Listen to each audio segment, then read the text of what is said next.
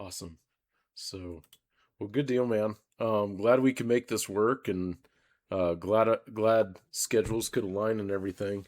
I know you're busy, and life just sort of gets in the way. So, Oh yeah, just kind of always busy, but yeah, have time to talk about stuff like this. awesome, awesome. So, um, our our discussion really started as kind of hold on, my wife is should be this. I don't know if you're streaming this or recording it or what, but I don't know Yeah, if we should do introductions or whatnot. okay. Yeah, I'm recording. Okay.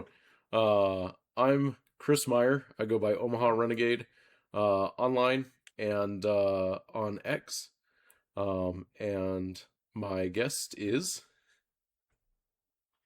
That's me. I go by Lucen Dacier on YouTube and Twitter. Um, deluded myself into thinking I can write fan fiction for fun, and that's mostly what I do while I try to write non-fan fiction. There you go. Yeah, and if you check out his YouTube video or correction YouTube channel. Uh, a lot of great BattleTech fan fiction. Um, First Wild Rose, and then Yep. more into the Jihad era, correct? Yeah, Wild Rose technically is also in the Jihad era, but yeah, did a couple of one-offs of there was one of like an urban mech race which did surprisingly well, Yeah. and then one of a Nova Cat during his trial of position, and then moved on to a small series with a Word of Blake protomech pilot. Yeah, and I think is my hmm, let's see. So Streamlabs isn't my friend. Um, Okay. so I'm trying to get it. Will editor? No, it should just show. Anyway, if it doesn't show up on this stream, uh, or on this recording, then I'll make sure to include it in the show notes. But yeah, so Fair enough. it starts with Wild Rose, the Great Trash Can Run, Think Like a Cat, and then Connections. And I've enjoyed all of them. Um, I actually Yeah, went thanks. back. And Yeah, I actually went back and re-listened to Wild Rose because when we had first started talking, I had listened to it, and then we were talking. I forget what we were talking about, or we messed about something. I'm like, man, it's been a while since I listened to that. Just really well done. Great production and great push just for the hobby. yeah, thanks. It was a labor of love at the time. I was just inspired to write that, and um, someone close to me said that they don't have time to read, so I said, "Okay, I'll read it into a microphone. That way you can listen to it." Nice. Yeah, and that seems to be the thing these days where people are like, hey, I really enjoy I want to enjoy your stuff, but I'm more of an audiobook listener than an actual reader. So really cool. You can put that on YouTube. And whoever has YouTube Premium, right? They don't have to listen to ads, and then they can not shut off their phone, but they can close the phone screen and keep listening. It is handy when it's an audio only thing. Yeah, yeah. So awesome, But man. I do try to include some art from people in the community, but yes, it is predominantly audio productions. Yeah, and like each year wild or all your chapters really or all your productions really have different art. The Connections has that consistent character with the proto mech. Um who are some of the artists, whether on X or on other social media, that you use? The most recently for the connections, the Protomech pilot is I basically use two artists predominantly. One is Oswald, who does he's a name in the community, and he's known very well. He's like the main artist for Magistracy Monthly, which is also a big community magazine, Oh which yeah. anyone listening should go check out. He actually helped with the original character design and uh, helped with the mecha design in conjunction with the second guy, Real Mech is Love, who is a big fan of Protomechs. He was Oh yeah. instrumental in getting the design of the Protomech right.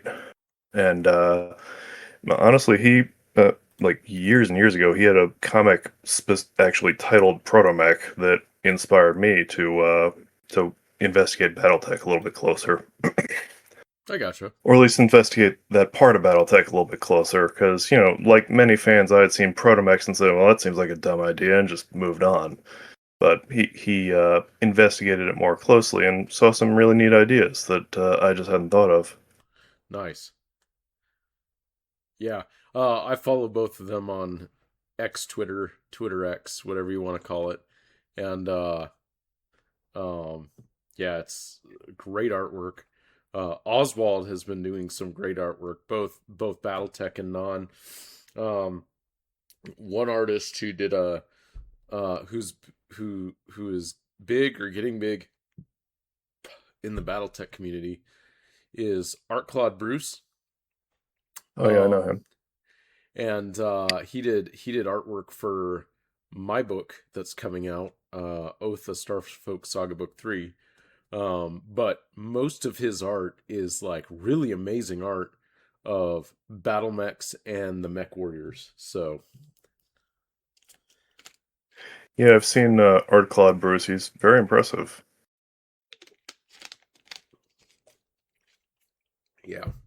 So well, uh yeah, so anyone listening, go ahead, check out Lucen Dacier's YouTube channel. It's at Lucen Dacier 6851 on YouTube's. Um and of course, we're always active on X. Hopefully, we can get a couple more of these conversations in more often than not. A lot sooner than 2 years for sure. Well, life does its thing. Sometimes we're just busy. It does. It does. I mean, I've been working on my latest story for months and months now. Not because it's hard, but because I just am busy all the time. Oh yeah. Yep. Um, and that can be a challenge, right? You and I are not uh regularly paid authors or creators. We have full time jobs, and in the mix of that is family, and that can definitely dig into it. Oh yeah, of course. Yep. So Real life takes its toll. absolutely. So one of the things that really uh, kicked off this conversation is the the talking about urban warfare. Um, let's see. So you had sent me a video how urban combat actually works. And it's just a cool. Is it a? I watched it. Yeah, it's about a 9 minute video talking just showing it displays like how troops move in urban combat, and it just shows a very quick how messy urban combat can be, how there is very little cover, and how buildings and collateral damage can get in the way. And then it really taught and it's really a matter of, I shouldn't say we've experienced. So while I was in the military, and while we've seen videos of urban combat, probably online, the big discussion and the big question came up: how does power armor, whether it's your Robert A. Heinlein style Starship Troopers power armor, or whether it's BattleTech Elemental slash Inner Sphere standard slash whatever else the Inner Sphere comes up with, along with the clans in BattleTech come up with, power armor changes the calculus in that messy uh yeah in that messy um tight uh urban combat Yeah. situation. Yeah, just like watching the video I saw. I mean, I understand it's far from a full overview of how urban combat works, but Hmm. I noticed it was like in very broad strokes, like two unit types. You get the foot infantry that are going building to building and clearing rooms, and then you get the vehicles, so like your IFVs, your tanks, that kind of thing, just sort of rolling down the streets and doing their best with what they have. And I realized power armor is like between those two. It's bigger than an infantryman, but much smaller than a tank. So just I was thinking, just idly, how would that change the game? Hmm. um and that's huge. So some of the for those that are going to listen to this and maybe not be as familiar with the BattleTech power armor as you and I are, many, though not all, of the BattleTech power armor, they're roughly a ton, although that can change depending on the power armor type. They generally have a single primary weapon, whether that's a laser, a machine gun, or a large flamethrower called a flamer. Um, then they generally have a secondary weapon, which are short range missiles. For the elemental, it has two short range missiles, and it can move and jump like normal because it's clan tech and it's more advanced. Um, and then the inner sphere power armor, of course, is less advanced, so it's got to fire its missiles before it can jump and move regularly. But then, as I alluded to, they also have jump jets. So not only do they can, because they're power armor, can they move faster than your standard infantry, because they have the robotic suit helps them move faster. Um, it also allows them the use of jump jets, which lets them jump meters or dozens of meters into the air to clear obstacles or buildings or uh, and when I say obstacles and buildings, I'm not just talking about, excuse me, like rubble and that sort of thing. It could also be obstacles that the enemy puts in place. Um, so now I think back to the U.S. military in Mogadishu, where they couldn't get their Humvees through certain alleys or certain roads because the militias and the local populace had placed piles of burning tires in the way. And so it canalized the forces, the U.S. forces, as they're trying to, one, get in to save these Rangers, and then two, trying to get out. Uh, in a similar situation, power armor, or at least the power armor we're talking about, would be able to ignite their jump jets and jump over these obstacles and then deal with whatever militia were hiding behind them. Of course, we can get into a conversation, and maybe not for this discussion. We can get into a conversation about collateral damage, rules of war, Geneva Conventions. Um, but if it's BattleTech and if it's the clans, Geneva Conventions usually don't come into play. Am I right? Yeah, the clans have like their honor code that technically they follow, but technically sometimes they don't either. Right. Uh, Specifically like the Smoke Jags on Turtle Bay, but other planets Hmm. that they took over, and then of course the Jade Falcons, and then in the Dark Ages, the Jade Falcons in their was it the Mongol Doctrine? It was the Mongol doctrine, yeah, which was pretty hardcore to begin with, and just got worse as you moved on through the ages into Il Clan. Right. So, But uh, by the time you get to Il Clan, it's just like full scorched earth. Just you either surrender unconditionally or we just kill you to a man. yep. and sometimes even surrendering didn't you know uh, Yeah. allow the enemy to survive. Yeah. Of course, that's getting a little off topic here. Just the clans can be pretty brutal, Yeah, and they are equipped with weapons that allow them to be very brutal. right.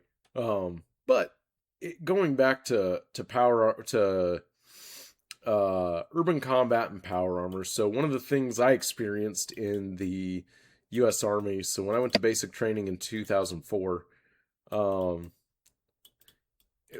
urban combat was being reintroduced. It's not that the military didn't do it. Obviously, there are numerous examples of the U.S. military executing urban combat between, um, when Vietnam ended up until Iraq and Afghanistan. But it wasn't trained normally, I guess, is how it was explained to us. It's like, hey, these are tasks and drills that are in the U.S. Army's repertoire, but they're not regularly trained. Generally, you got to go to a special school. Now we're training it as standard. So I went through basic training, learned just real basic, not anything advanced. And then I went to officer training as a armor officer, and it was much. Now we're talking about. I was an armor officer, learned Cav Scouts, which are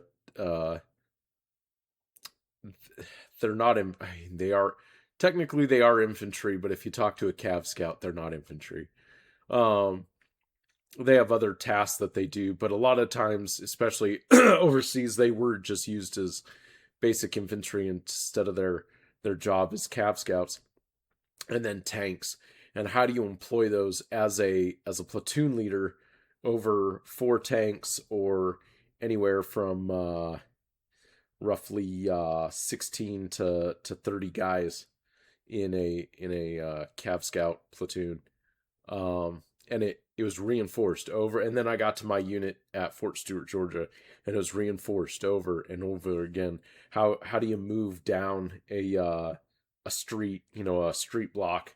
How do you clear a building? Those sort of things. Um, so the videos like you provided do show just how messy that can get. And then now we're talking about, now you're adding a roughly, whether it's a roughly 1 ton piece of power armor into that. How does that change the calculus? And we talked about it a little, but I'd like to hear some of the stuff you kind of think based on what you've watched, and your thoughts on it. Well, it is a tricky one, and I'm going to put in a caveat here. Just I have no military experience myself, man. I go off fiction and movies and secondhand accounts, so a lot of this is me just sort of guessing and doing my best to fill in the blanks. Right. Um, but from a fiction writing standpoint, just how does power armor change urban combat? Um, I mean, the first question is just what are the limitations of the power armor? It's like I keep coming back to Brandon Sanderson's rules of magic. I mean, Mm-hmm. I don't even know if I'd call them rules, but they're definitely good guidelines. It's just weaknesses are more interesting than strengths, and it's just um. So my first question is like, why am I not just sending all power armor troopers in? You know, at least at first blush, power armor turns you into Iron Man or Superman. It's Mm-hmm. just you have strength, endurance, and firepower far in excess of anything a normal human could hope to carry. So just first blush, that sounds great. Just give me more of those. But Yep. why would I not use it? Like what drawbacks does it have? And that comes down to the individual universe. Um, the two big drawbacks that immediately come to mind is first is cost. I mean, I can't send 100,000 power armor troopers in because I would rather spend that money on other things. Oh, sure. Um, and the other is weight. The Even if I'm not worried about the ground or the buildings giving out from under them, the vehicles that got the power armor out there can only carry so much. So again, I'm limited in how much I can field. Yeah. Um, Exactly. So I go into this. This is my long-winded way of saying that when I'm thinking about how power armor integrates, I'm thinking that it's just one element of a relatively small number of guys in this power armor that Hmm. have to work alongside other probably cheaper and lighter units like standard infantry. Sure. And with that in mind, I'm thinking, well, they're probably going to be like the support units. They've got the biggest guns, so they're going to be the ones that like cover the street or go or cover the dangerous area. And they could also be the point man. Like if there's a doorway that we have no way to see what's in there, and we're out of grenades, you send the guy with power armor in to peek his head around the corner. Hmm. Um, in situations like that. Um, And then we get into more questions like what is the armor capable of? After we've discussed what it can't do, okay, tell me what it can do. Like for instance, does the armor have really sensitive sensors? Can it look through walls? Can it hear things from far, far away? Because that Hmm. might almost be more useful than having a great big gun on it. Yeah, the sensor suite and the technological advantages versus just, hey, it has an autocannon or it has some missiles, right? Yeah, it's just no offense to the army, but just a single gun can be outmaneuvered or blocked, or it can just miss. Hmm. But if I have an armor that lets me know you're there before you know I'm here, then I'm in a much happier position.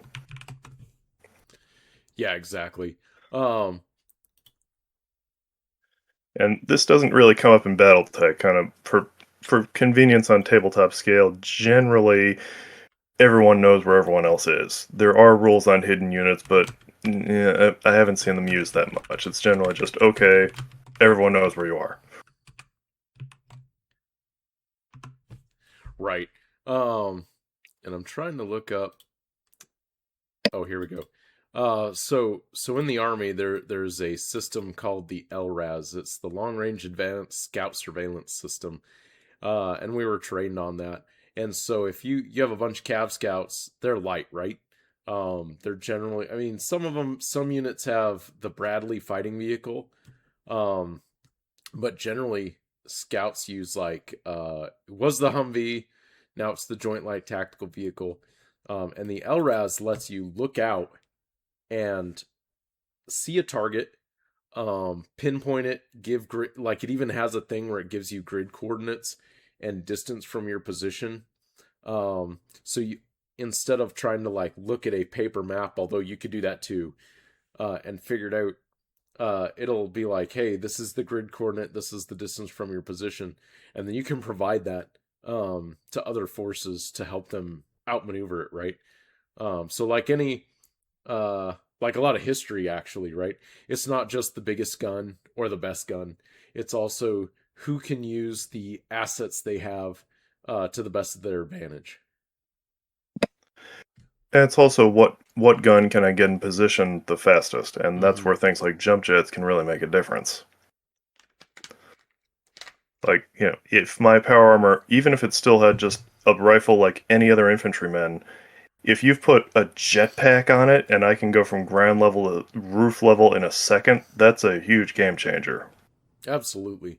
And that you see that in BattleTech too. Is I mean BattleTech is generally a game of armored combat with mechs, but you look at your standard infantry, your motorized infantry, even jump jet basic infantry. It's yeah, you have a dude with jump jets and they can move considerably. But if you have power armor, even a light power armor, right? The PAL, the power armor light, that provides you a considerable amount of armor compared to your regular infantry units. Where a power armor with a machine gun can wipe out almost a platoon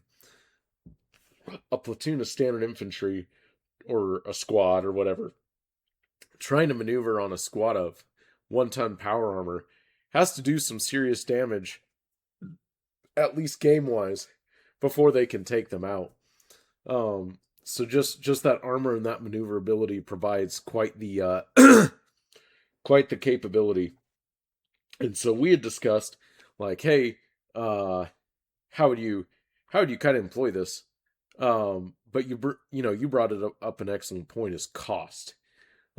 Because sure, if let's pretend the United States of America developed power armor tomorrow and started employing it on the main line, the price tag would be pretty high, right? So the newest replacement to the Humvee, which has been in service for decades, is the Joint Light Tactical Vehicle. It is about 7 tons, and it is anywhere between 370,000 and $400,000.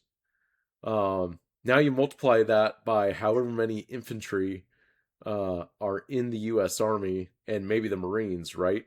And now you're racking up quite the bill. Um, Oh, exactly. Sorry. no, you're good. You're good. Sorry. Uh, Okay. but so like, let me see. Let's use the Googles. How many infantry are in the U.S. Army? A lot. Yep, the U.S. Army has approximately 60,000 active duty personnel classified as infantry. Uh, so 60,000 times, well, let's do the higher end because, Raytheon and Northrop Grumman like their margins. So 60,000 times 40 or 60,000 times $400,000. You start getting up there, right? Yeah, I mean, it goes up very fast. Another YouTuber who is far, far bigger than me, who probably doesn't know I exist, name is Isaac Arthur. He does a lot of videos on like hard sci-fi thoughts and like how things would work or how they wouldn't work. Uh-huh. And he's got one bit where he talks about like advanced combat technology. And he made a very good point once, like if I had a weapon, if I had an Iron Man suit that could Sure. make one soldier as effective as 100 other soldiers, but that suit costs as much in manufacturing, logistics, maintenance, everything, Mm-hmm. costs as much as 1,000 soldiers, that suit is not being made. Yeah, exactly. Or at least it's not being made on a wide scale.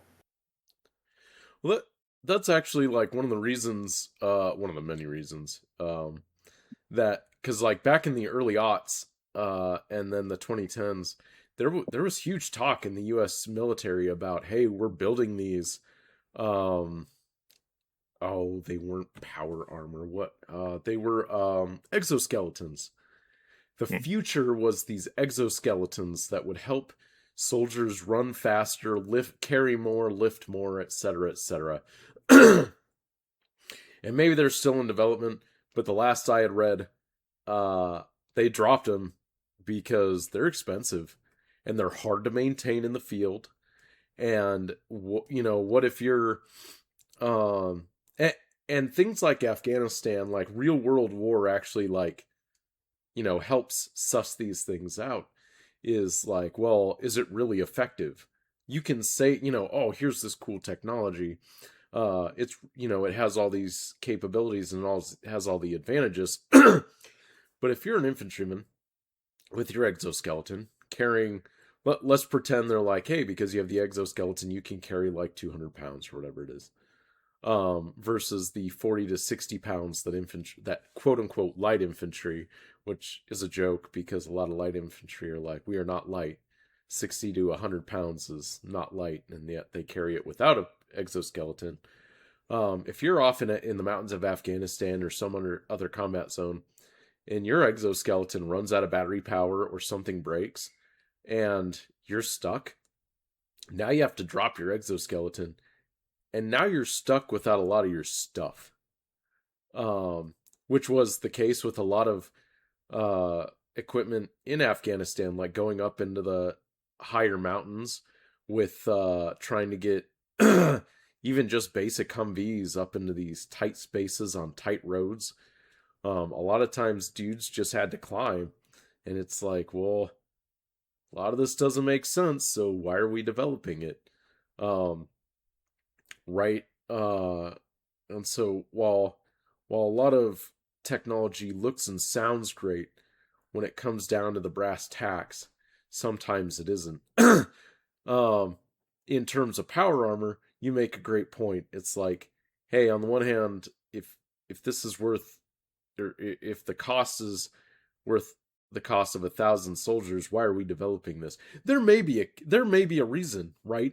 Um, Yeah. we talked about in our conversation on Discord, like, hey, maybe it's good for a shock troop, right? Where it's like we have this power armor and it's expensive, but these dudes could augment your standard infantry and do the things like you said, like, hey, maybe they peek in, um, or peek around a corner or peek into a building because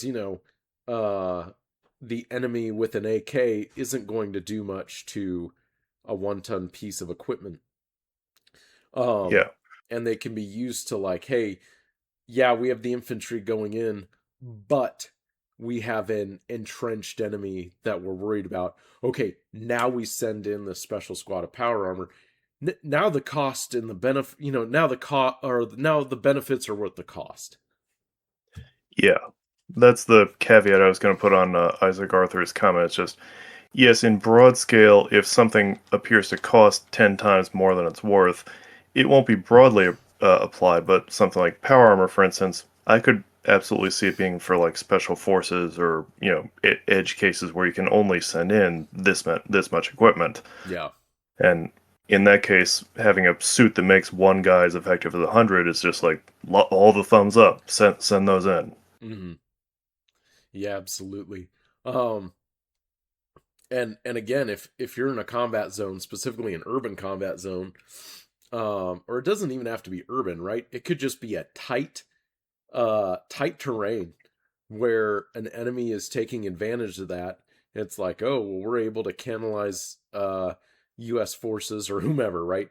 We don't have to talk about US forces. It could be um Marik versus Steiner, right? Sure. Where forces are being canalized because of tight terrain. That power armor can just boost over, wipe out the enemy that is holding that obstacle, clear it because they're a 1 ton piece of power armor, and then allow those forces to move through. Exactly. And here's where you kind of have to find the balance here of like, cool power armor and realistic situation. Because I mean, it's like, if I had, an Iron Man suit that was just this unstoppable piece of equipment that only my main character and maybe a few of his friends have, then every scene they're going to be in is just this awesome power trip where they're just kicking all the ass and not really being in any danger. So that's when I come back to my first question is, what can't the armor do? Like, what are its weaknesses? Sure. Um, and we talked about that too, where maybe it's like joints, right?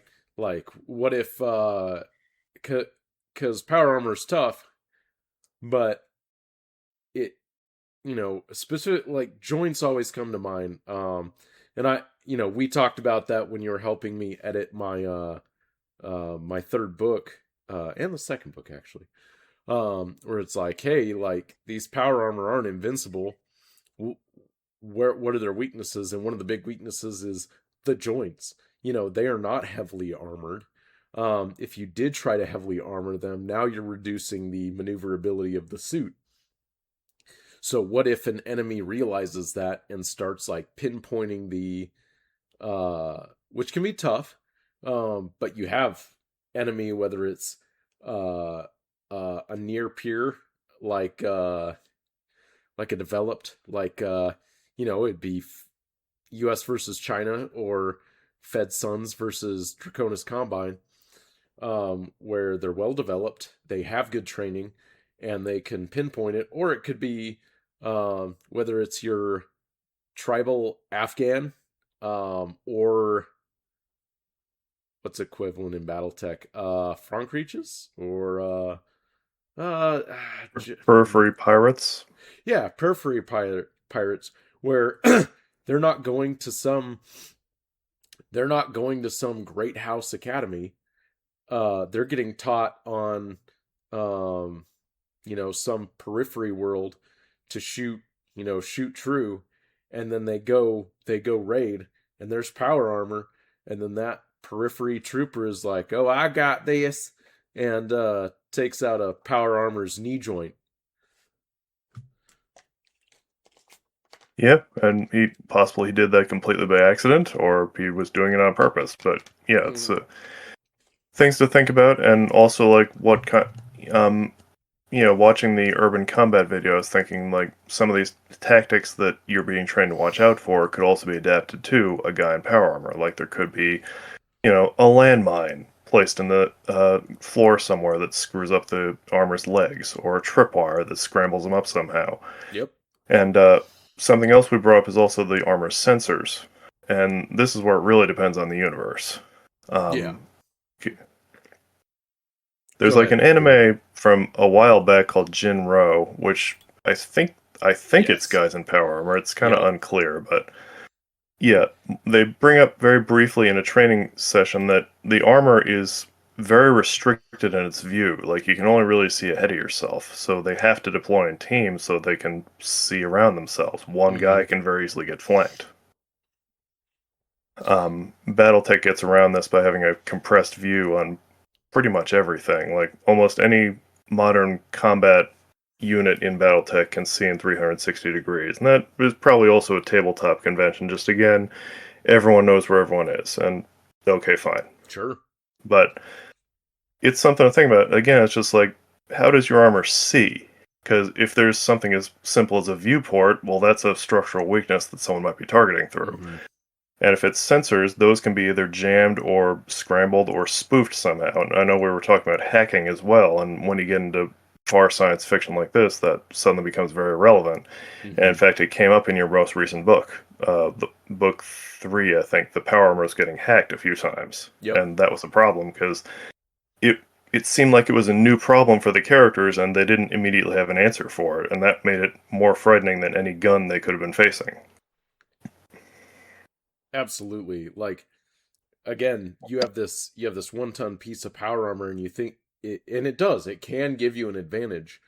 But if someone has a way around it, right, we're talking about not hitting, which is talked about like a lot about from Sun Tzu and von Clausewitz, is, not always fighting or not fighting your enemy where they're strong.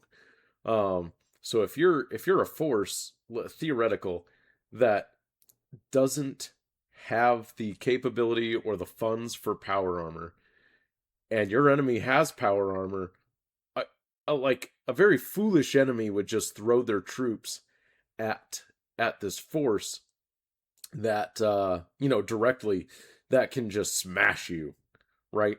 Yeah, Same. you get the sorry to interrupt. Like No, this you're is a good. this is a minor gripe I have with most Superman appearances. Just it's absolutely a power trip. It's like everyone knows what Superman's powers are. When he shows up, why do people keep shooting him? Hmm. It's just like you're just wasting your bullets, man. Come on. Exactly. And And it's a similar problem if you know the general capabilities of power armor, only an absolute fool is going to send his troops just en masse against it unless he knows some way to take it down. yeah, exactly. Um, in my latest book, the reason they have to fight him, that you have this force that does not have power armor, is because the power armor drop in on where they're operating from, and so there's not a whole lot they can do. They got to fight. They're not able to run, but they do have some capabilities other than hacking, right? So they have a hacker that is able to finally get into their suits and hack a few of them, but they also have specific grenades, and so they have weapon systems that can maybe not directly take out the power armor, but it can affect other systems. So in the book, you have grenades that they're not penetrating the armor, but they are doing damage to the joints. They're doing damage to communication systems. They're doing damage to cameras. Um, and so while they're not taking out the suits, they are degrading them. And sometimes that's all you need to do, right? Oh, absolutely. Yeah. And, especially if you got like a follow up team, like a guy with a shaped charge who can just run up and slap that right on the front of the armor and then run away. It's like, that's a dead piece of armor there. Yep.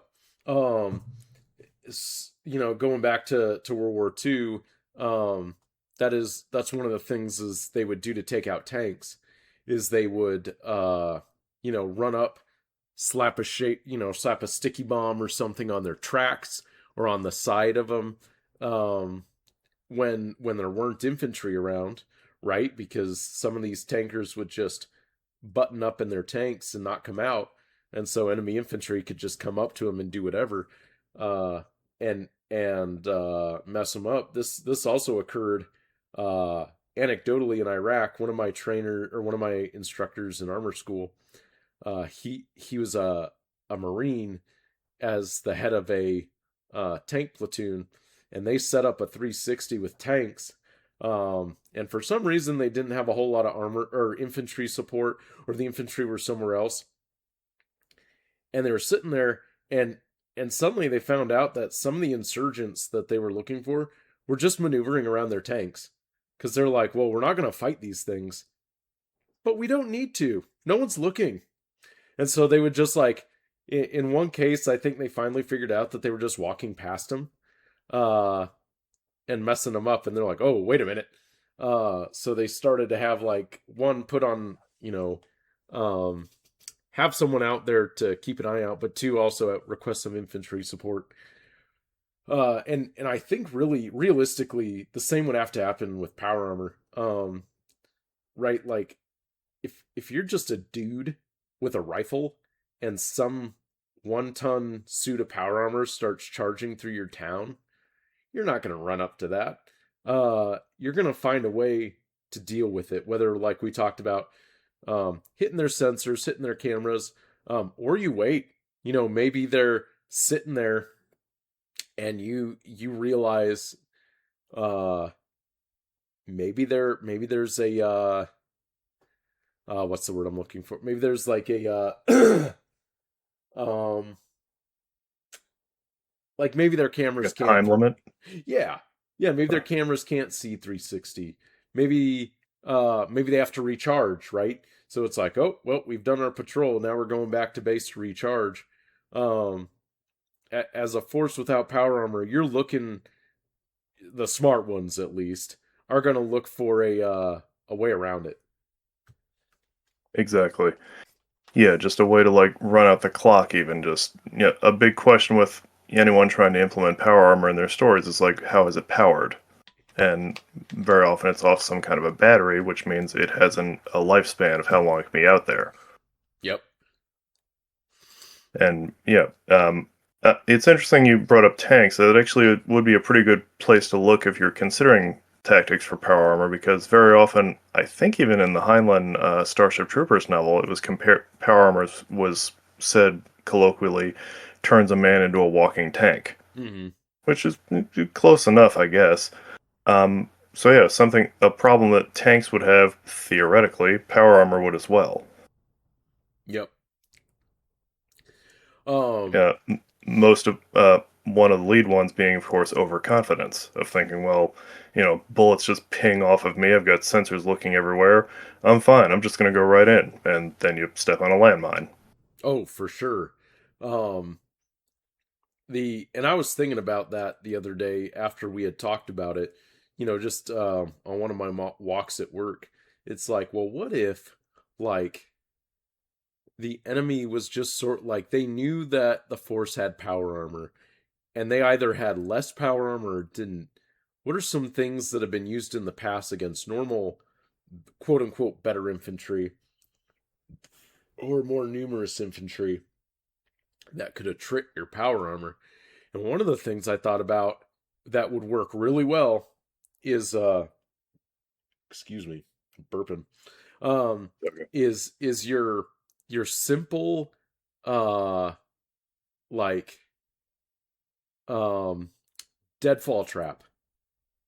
So like in Vietnam, US soldiers would encounter these deadfall traps where they would step, their foot would go down into a hole, and it would get stabbed, or like their entire body, their entire person would fall in this hole and get stabbed by like these sharpened sticks. Well, what's the other than mines, what would be the equivalent of that to power armor, right? Maybe these metal sharpened metal sticks don't necessarily uh stab the power armor through, although they could, if there's enough like height and everything. But it could also do significant damage to other systems or the joints or something else in the power armor, that would take one out, right? All you got to do is, the point one might not be to destroy it, but you take one out and then it's down for maintenance, and then the squad has to deploy later without one of their guys in power armor. Yeah. And I was thinking about this while we were talking just now. It's like, here's where the weight of power armor could be a problem. I mean, I could make a deadfall that I, as a human or a light infantryman, could just run right over, no problem. And then a guy in power armor tries to fall, and he just falls right through because he's 10 times my weight. Yeah, exactly.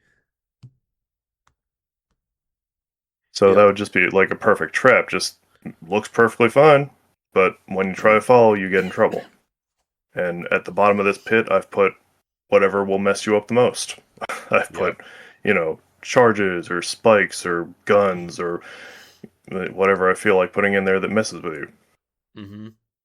And it may it may ultimately just be a delaying tactic too, right? You don't necessarily need to damage or kill the enemy. What if you just like cause them to fall, which allows Hmm. you to maneuver a force into position or out of position, right? Maybe the whole point is you're not trying to fight them directly. Maybe your success condition, your victory conditions for the battle is, hey, we just need to get out of here to fight another day. And if that slows down the enemy, then you can get your what is a high value target to the enemy, uh, but it is a key force or a key individual to your army out of there. Yeah, especially like there's the psychological aspect here. Like if you're chasing me with your squad of like five guys in power armor and two of them fall through deadfall traps and fall into spikes, you're not going to say, okay, keep running. You're going to say, whoa, whoa, whoa, whoa. This just got real. Wait and see if there's Mm-hmm. more to worry about here because we just lost two guys. Yep, exactly. Booby traps, like, they're so often they are discounted, and it seems like big forces, whether it's the U.S. Army, Russia, China, etc., have to relearn this lesson at some point. There are numerous stories of U.S. soldiers trekking through the Afghan countryside, and fishing line is strung over a path connected to a couple grenades, and it's simple, right? You don't you don't have to put much into that. You have the grenades already, or someone's providing the grenades to you because uh they don't like the force or the government that's in your country. Like, here's some grenades, go make them work. And some cheap fishing line across a path, and you take out one to four guys, and that's a success, right? Yeah, it certainly could be. So the equivalent with power armor, it's like, well, we just took out one to three of their power armor. Hey, we we did pretty good. Um, and then you can't discount the media, of course. And so if the media, whether yours or the enemy countries media, are plastering, hey, a couple of our power armor took out. Oh, that's not the greatest for morale, right? Certainly not a good look, and depends on the spin being put on it there. Mm-hmm. Mm-hmm. Um, Yeah. shifting tactics a little bit, attacks a little bit here, unless you got more you want to say on this point. No, you're good. Okay. Um, something else to consider with power armor is the different environments it might operate in. Like you brought up Afghanistan a few times. Like I know secondhand that things like the dust and the sand really were just playing hell on all the equipment there. So that Oh could be yeah. something to consider with it. Classically, power armor also operates in places that are absolutely hostile to human life. Like the elemental suits from BattleTech, for instance, were originally made as hardcore diving suits. Pretty much, they were made Hmm. to operate underwater. So naturally, they're sealed against high pressure and have their own oxygen supply. So power armor in this case opens up new options of where you can do military action. Um, and like in your story, for instance, it's a Starfolk saga. Surprise! A lot of it takes place in space. In Hmm. this case, having a suit sealed against a hostile environment opens up some options here, Sure. because space is pretty much the most hostile environment you can think of. Hmm. And that plus the jump jets allowing for maneuverability in a zero G situation can be a big game changer for that particular soldier. He's all of a sudden he's not just human plus, he's a completely different unit in that situation. He has different movement profiles and different things he can do that a regular infantryman just can't. Yeah, absolutely. It also, like in those hostile environments, a power armor theoretically could have a system that, let's say it is breached for some reason, could have systems to plug that breach. Whereas a dude in maybe just a spacesuit or a hazmat suit uh, might be might be in a bad way if it's like, oh, my suit just got shot, and I'm in. Not only am I in zero gravity, but I'm in the void of space. That's that's a pretty quick way to die. It certainly can be. And this is where we get into like it comes down to the rules of the individual universe. Like Hmm. if you have technology implemented in your power armor that can make it self-sealing against holes, why is that not also in your spacesuits? Yep. And there can always be some kind of an explanation. Like maybe it's some kind of a system that requires electricity and a regular spacesuit doesn't have a battery big enough for it, that kind of thing. Yeah. But Exactly. it it it's a question to consider. Yeah. Um, yeah, I bring this up because you know, Power Armor's big brother, the giant mech, always has the problem of what kind of materials is it made of, and having answered that, why am I not using those materials everywhere else? Yeah. Exactly. Um, and in BattleTech, it's because the armor is just so heavy. Like if you tried to put it on a standard infantryman, they're not going to move very well. Oh no, you need the extra strength of the armor, or you're just not doing it. Hmm. And yeah, it is like substantial protection. An elemental in BattleTech, I think, can take 10 points of damage in BattleTech. Your average infantryman, well, every normal infantryman can take one. Yep. So it's just one trooper in this armor is 10 times tougher.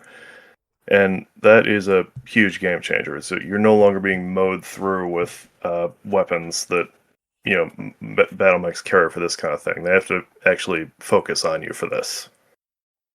Yeah. Exactly. Um, and that gets. I mean, this is gamification, right? This gets into the games, but I was able to find um battle troops and then the clan expansion to battle troops as PDFs online. Nice. And it is an interesting system. Of course, battle troops was made in the 80s, late 80s, early 90s as a as like a squad based tactical skirmish war game. And it does not play at all like uh like your Warhammer 40K or something like that. Um, so each trooper has like I want to say it's like 12 to 15 point hit points. Um, but each hit point like has a special so like you're when you roll dice to hit, you hit and then you roll a a hit location, just like you would a battle mech or something. But instead of like an arm or a leg or something, it's one of these 12 to 15 points on the infantryman. And depending on which point you hit, um, let me see if I can find it. But it's nuts because like depending on where you hit, it degrades that infantryman. Um, oh yeah, battle troops. Here, let me pull this up real quick. That sounds very BattleTech. Yeah. Um, breaking it down to a dozen different hit locations, each one with their own effect. Yep. Filling out the record sheet. Let me see if I can hit. Da, da, da, da. It's actually kind of an interesting system. Oh, here we go. Damage. Let me. No, don't switch. Can you still hear me? Okay. Yeah, I can still hear it. Okay. There we go. So, can you see that? Yep, I can see Yes. this. So this is the thing, and it talks about like yeah you rolled a hit, so it's like 10, and you roll 2d6, and it you hit these three boxes or whatever, and that's how it. But if you rolled like a one, you would hit this one, right? Um, Yeah, and so it's just very interesting how it's. But then you get into the clan expansion, and then power armor has like 6 armor plus these 10 to hit boxes. um I kind of forget where I was going with this. What were we talking about? durability of Oh, the armor, durability. I know nothing about battle troops, but I know that canonically the power armor in BattleTech also is a first aid system. So, like, if you took a bullet to the gut through the armor is actually going to react to that and treat it and fill you up with stimulants and painkillers, so it Mm-hmm. has minimal to no effect on you. Yep. And that is also a often overlooked feature of having high tech all around you. Is just, well, it can also take care of you. Yeah, exactly. And so if you have a standard infantryman that doesn't have that, but you have a power armor and the infantryman inside is wounded, but the power armor can administer something to him to keep him going or to actually heal him, that's a huge combat multiplier, right? He's this Oh power yeah, armor infantryman is wiping out other infantrymen, and they're dying on the battlefield, or they're not dying, but they're wounded and can't fight. This guy can keep fighting. exactly. And that can make it almost more scary. You have this almost like zombies. Like, you shoot them, they get back up. It's just, you wounded him, but he doesn't seem to care. It's like, ooh, that's almost more terrifying than having actual armor and big guns aimed at me. Yeah, yeah, exactly. Um, the other we're talking about durability. Um, but that kind of brings it back to um like why aren't why isn't the force using using it for other purposes, right? Or in other applications, whether it's armor, whether it's systems, whether it's cost, um that sort of thing. And I think that whether it's I mean reality, I the saying goes fact is always stranger than fiction. um, I think applying that to the stories that we tell, it makes it more interesting. Because if it's just power armor and everyone has it, um, it's like okay, whatever. But if there are constraints, limitations to what they can do, now it's like okay, this seems a little more real, and it seems a little more like okay, now the characters have to figure out um, how to overcome these shortcomings, right? Exactly. At its most extreme end, you get like the Adam West Batman, where just your whatever gadget you've got always has the answer to the current situation, and just like that's kind of fun for a little while, but it kind of loses its appeal really quick when it seems like there's no limitation, there's no drawback. The equipment you have will always have the answer to the situation. Hmm. Yeah, exactly. So Yep. yes, it works a lot better. Like I keep saying, the see Brandon Sanderson as a guidelines. It's just limitations are more interesting. Hmm. So start off by telling me what can your equipment not do, or how can it fail. Yeah. Specifically in Sanderson's universe, it's like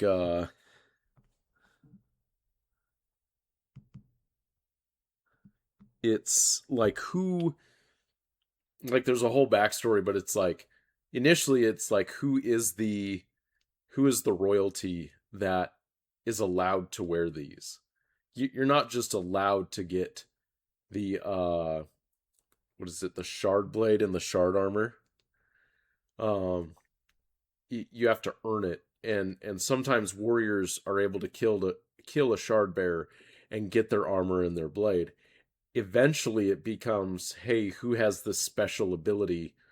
Um, and connects with, oh man, it's been a while since I've read these books. The sprites or their little spirits, um, and who can talk to them and connect with them to be able to wield them versus these old armor and swords that end up being dead dead sprites.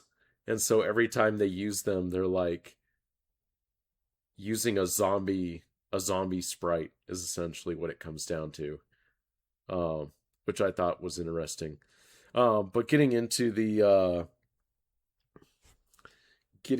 like a more BattleTech or a more other hard sci-fi or my Starfolk Saga series, it's like what limitations are put on there, and of course like BattleTech, it's a cool universe, and so some of the stuff gets like fudged a little because it's like, hey, we want, like the um and there may be a universe reason for this, but like eventually the periphery nation, the Marian hegemony, starts making their own power armor, where power armor used to be a more advanced technology. Um and you have entire house armies that are like, well, we're just going to throw power armor in there. Um so there's some gamification there, but having a more limited reason, and it we're talking about this, I think that's something I need to address in my series because there's a lot of power armor, um especially in the Starfolk faction.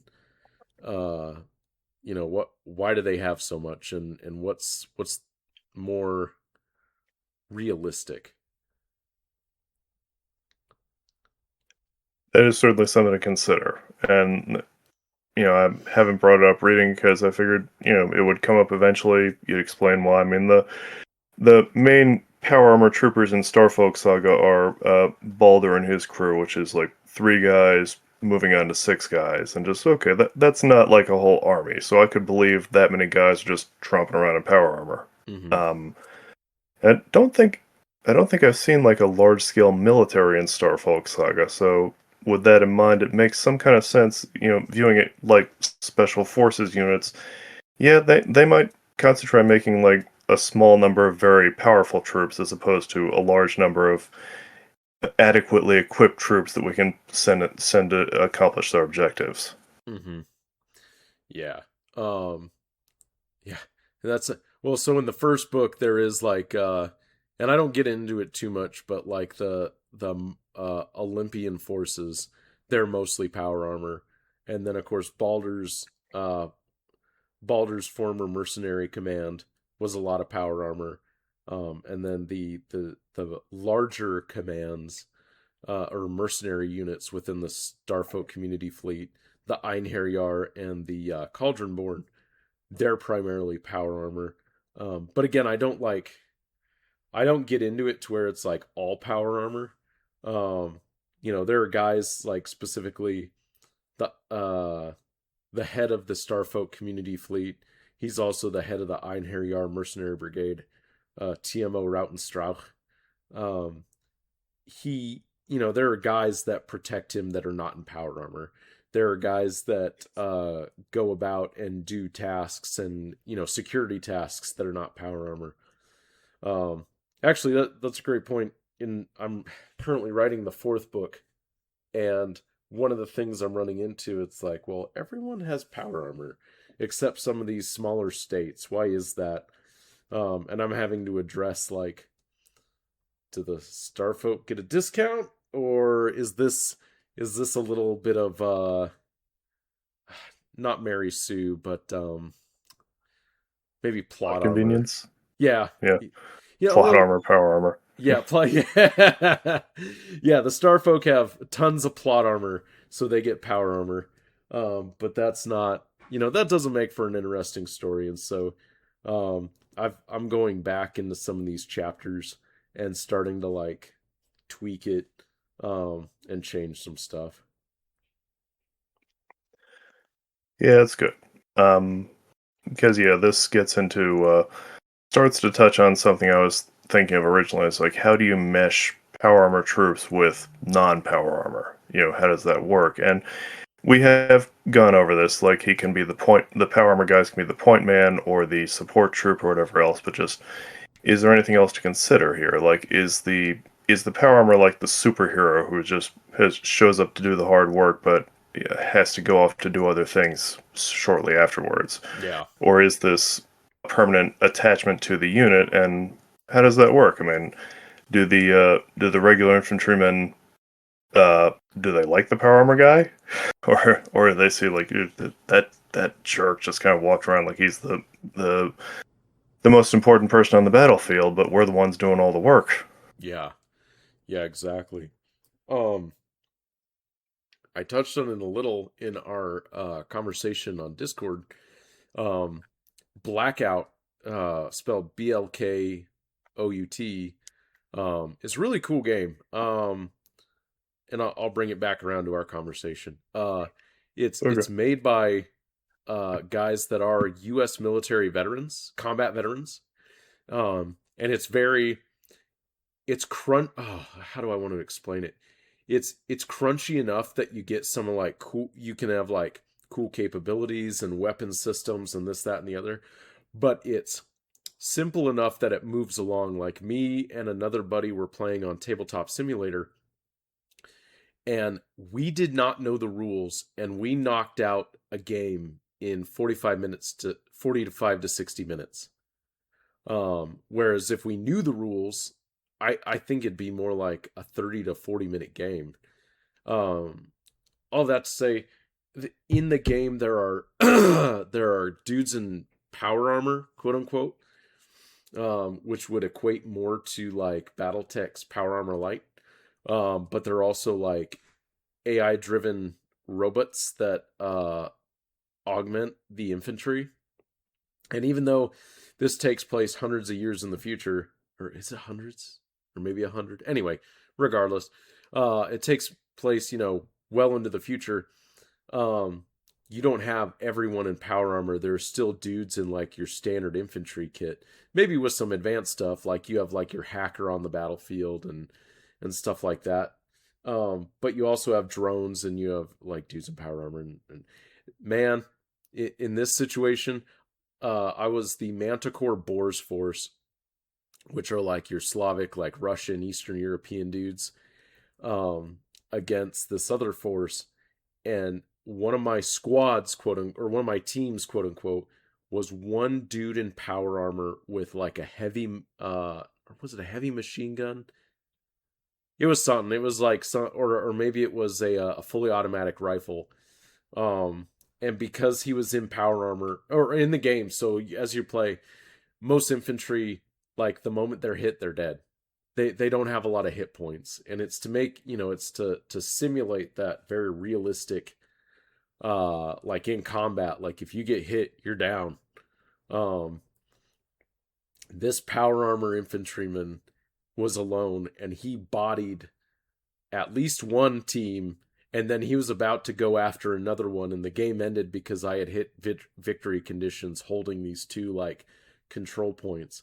And it's like, man, like maybe you don't need a whole army of power armor. Maybe it is much better, like you said, to be the like the Iron Man or the Superman in a force of standard infantry.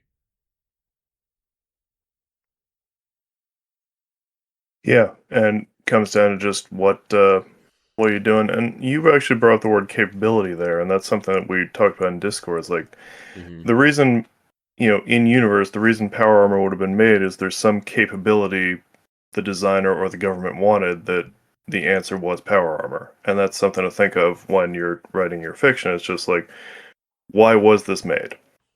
Why did they want to spend however many resources making this suit to empower one guy to do these things? Mm-hmm. And, it again, reality stranger in fiction, it could be they didn't know yet. They just wanted to see if they could. Um, Yeah, exactly. but it's one of those things that's interesting when you're plotting out or world building is like, why was this made? Yeah. Um and and having been in the military, it's like one of the things you have to learn as a senior officer is the military's acquisition system. And it's a lot. It's actually a very painful module in the Command and General Staff College or Command CGSOC, Command and General Staff Officer course. There we go. Um, because it's so involved. Like the Army says they need a capability, then they review it, then it's got to go to a Senate subcommittee, or no, first it goes to the Pentagon, then they do something, then it goes to a Senate subcommittee, then it goes back to the military, and it's so it's backwards, but whatever. Um, so that generally, that actually, go sorry, ahead, go that ahead. that No, actually you're good. makes me think of another video I saw about like guns of the future, or whatever else, where X amount of time ago, the U.S. government was starting to go through this process and contacted the big manufacturers saying, "Yeah, we want a gun that shoots longer and straighter and whatever else," and the budget was just blank. It was just whatever. Mm-hmm. So the gun designers just said, "We're gonna make space guns. We're just gonna have fun with this," and they just made all these different ideas, which all had their pluses and minuses. And in the end, they basically just the one that won was pretty much just a standard gun with a better scope on it. Yeah. Yep. And that's on the one hand, it's like, yeah, the cool guns are cool, and it's interesting to see some of the what some of these companies can do. Hey, how far can we take the technology? But at the end of the day, like sometimes something has to be good enough and have to match a budget. And a M an M16 or M4 adjacent weapon that doesn't jam as much with a better scope, and doesn't, with a quote unquote acceptable cost, ends up being a better solution than your space gun. Yeah, it's just yeah. If I can make a space gun that can kill a tank, great. But if it needs a full maintenance tear down and rebuild every third time it's out, whereas the M16 I can leave sitting in a bucket of muddy water overnight and it'll still shoot straight the next day. I know which one I'd rather have in the battlefield, honestly. Well, yeah, but if you did that, you would just use an AK. Not that I'm Yeah, well, biased to AKs or anything, but they're a pretty cool weapon. um, yeah. Here's where we're getting out of my wheelhouse because I really don't know my guns that well. I'm aware there is a gun called the M16, and that's about it. I gotcha. Yeah. So I used M16s and M4s in my military career. But everyone always talked about, the AK.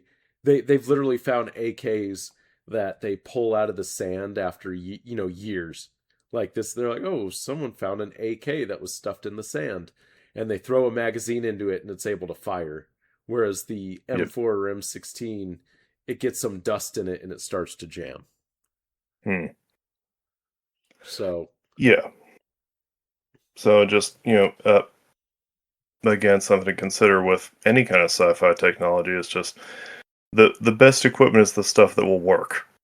yeah, exactly. And both works in that it accomplishes what it was made to do, and works in that it will start up and run every time you use it. Hmm. Yeah, and bringing it to the power armor conversation, it's like maybe there is a way that the power armor meets the capability, right? It's like, hey, we need a capability that makes infantry more maneuverable and better armored. You're seeing that with these like jetpacks. Like I don't know if you've seen the videos, but it's the Marines with these like cool jetpacks and they're jumping from one ship to another. Or the guy who had the jetpacks and the arm actuators, or not arm actuators, the arm attachments, and he was able to fly up a mountain. And he was talking about, or the whole point was like, hey, I'm a search and rescue guy, and with this jetpack, I can go up a mountain real quick, find someone, and get them back down. So that there can always be, not a way massaged per se, but there are things out there. It's like, oh, well, we asked for a capability, but we didn't know we could get something out of this. We didn't know the benefit, essentially.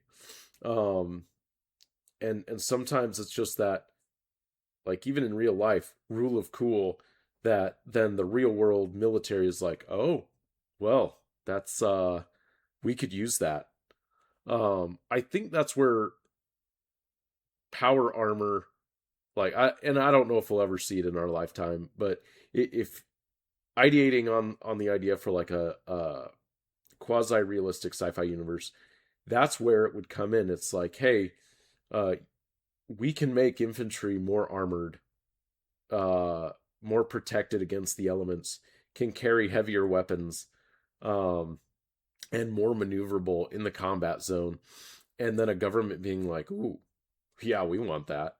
And if, of course, there's going to be haggling over price tag, but if the armored infantryman can do X, whereas your armored vehicle can't, or your armored vehicle with infantry can't, then it becomes like, oh, who can get their hands on this first? Um, and that's where it can be a little more like, hey, this is why it came about.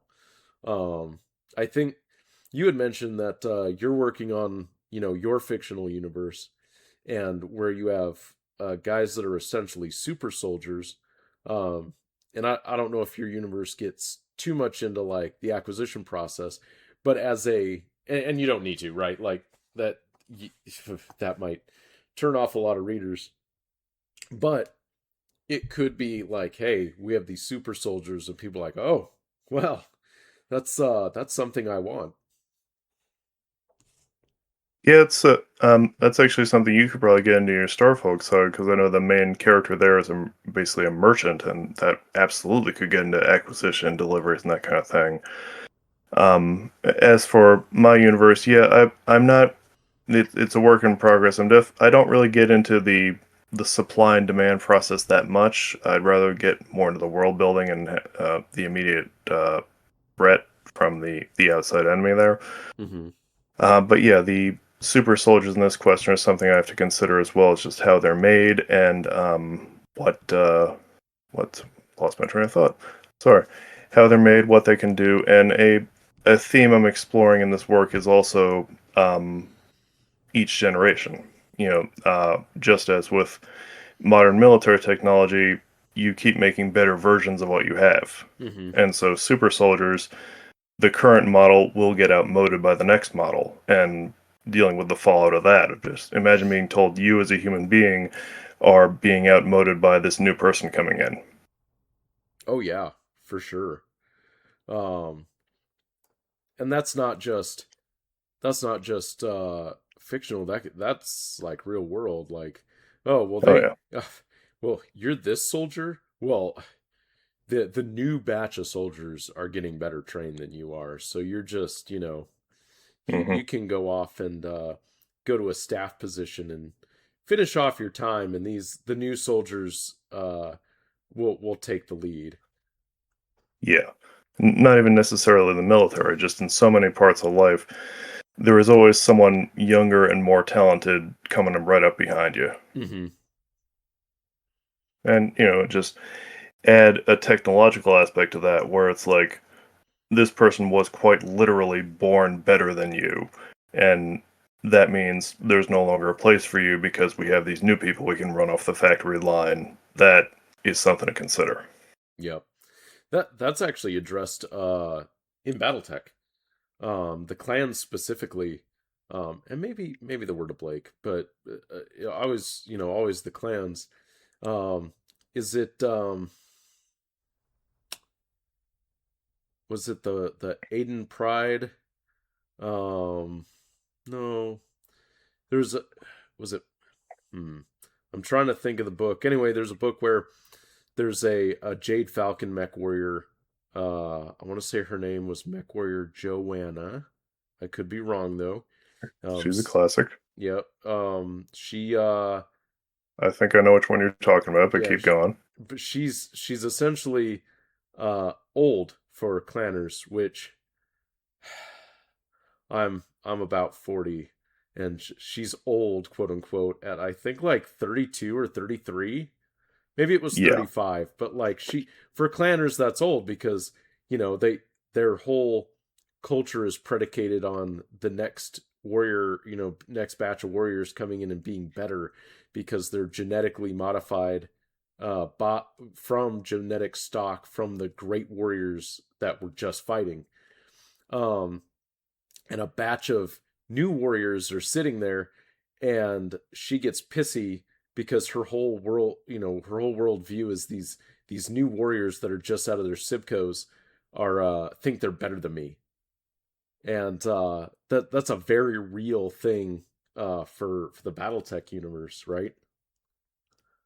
Yeah, I mean the clans are kind of a special case. I think it's like 1% of their culture are the warrior caste, and okay, they're hardcore. And yeah, they do have that problem. Like they graduate Sibcos at I want to say 18, Mm-hmm. maybe, and they've got till they're 30 to do something amazing and get glory for themselves. At which point, if they haven't, they're seen as old news. Yep. Yep. And then they're rotated into you're gonna have to help me with the word. Solama units. Thank you. I was blanking on it. They rotate a lot Okay. of them, not always. Isn't it like Nova Cats and to some extent maybe the Ghost Bears are a little oh, and the Goliath Scorpions are a little more reverent of their older warriors, but not all of them and not always. Yeah, the details vary, but generally it's like in the clans, if you haven't made a name for yourself by, I think it's 35 is the cutoff. You don't make it by 35, you're not going to. Yeah, which Um, and yeah, that's anyone listening to this can know 18 to 35 goes really fast, yeah, it and does. even if you're living on the battlefield where things change in an instant, that goes really fast, and sometimes you just don't make a splash like you wanted to. Mhm. Yep. Yep. Um And I mean, Joanna in her case it wasn't just that they were younger. I think they actually were a new genetic breed. They were like Jade Falcons had been crossed with wolf DNA, and this is clan wolf, not the animal wolf. Clan wolf DNA, and people who know Battletech will know clan wolf is just better, just because they are. yes. And it comes up in the books that quite literally crossing Jade Falcons with wolf DNA has made better warriors, and just that's the point when I'm just like massaging my temples. Just come on, Yep. you're not even trying to hide it anymore. Yep. Yep. And then of course, Wolf eventually becomes the Ill Clan, and everyone was like, Yeah, I could go on for a while about that whole thing, but that would be what well outside the purview of this conversation. Sure, sure. But I think that's a good point, bringing it back to power armor or a power armor equivalent in like a fictional universe, is that it's like, well, is this your plot armored, quote, clan wolf equivalent? Like, did you did the creator put power armor in there, as like, oh, this is the cool thing. This is what I really what I really like. Um, or does the power armor serve a purpose to the greater story? And it's just something to look out for, right? Like as we write stuff, and not everyone's writing stuff for like a wider audience. Maybe they just like power armor and it's cool. Um, but like uh in my Starfolk Saga series, I want it to be like very, like, maybe power armor isn't realistic. Maybe there are people at DARPA in that are like, no, that doesn't make sense. Well, that's fine. But I want it to be believable, I think, is what I'm trying to get at. Is that it's like, okay, these are machines. They aren't Superman, and they do have drawbacks. Okay, let's explore those drawbacks, within the universe I've created. And then, okay, how do those drawbacks add to the story? Yeah, exactly, and that's how you write a story. Is you think about Mm-hmm. not what's the coolest thing I can write.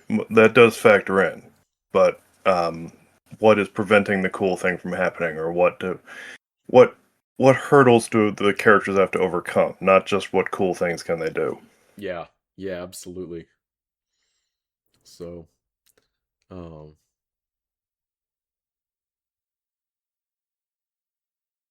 yeah, In any um, case, I think we've kind of hit almost every point that I can think of right now. yeah, same, same. Um, and yeah, this is a great conversation. And my wife is asking when we're gonna have dinner, so Ah, I think this is a solid, I think we've hit a logical stopping point. And I really appreciate, this is cool. I love these conversations, and it's great to have these conversations with you, man. of You're course. able to dig out like some of the things that maybe I don't think of.